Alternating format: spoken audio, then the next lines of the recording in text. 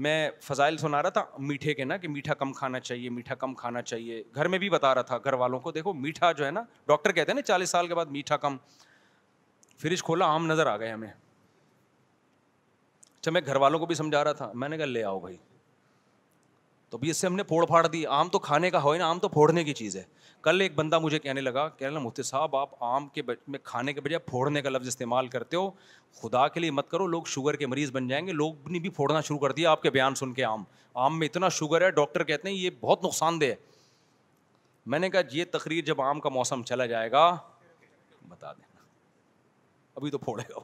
آم ہی تو چیز ہے جو پیٹ بھر کے, کھجوریں کھا سکتا ہے پیٹ بھر کے آدمی, سیب کھا سکتا ہے, ایک سیب کھاؤ پیٹ میں گڑبڑ شروع ہو جاتی ہے یار. آم ایسی چیزیں پھوڑتے جاؤ پھوڑتے جاؤ پھوڑتے جاؤ, تو اچھا نہیں ہے. آپ کہیں پھوڑنا نہ شروع کر دیں, صحت کا خیال کریں. لیکن میں بتا رہا ہوں کہ ہم لوگ تو صحت کا اتنا خیال نہیں کرتے جتنا کرنا چاہیے. مالدار لوگ تو بہت, ڈاکٹروں سے ایک ان کے نا ایک صاحب سیٹھ صاحب تھے, انہوں نے مجھے بتایا کہ ایکچولی ڈاکٹر نے مجھے اتنی کیلوریز ریکمینڈ کی ہیں ڈبے پہ. وہ ڈاکٹر نے کہا کہ آپ پتہ نہیں 300 یا 500 کچھ بتایا تھا. میں نے کہا کیا آپ ہر چیز کھانے سے پہلے کیلوریز چیک کریں گے؟ نیٹ پہ چیک کرتا ہوں میں کتنی کیلوریز ہیں.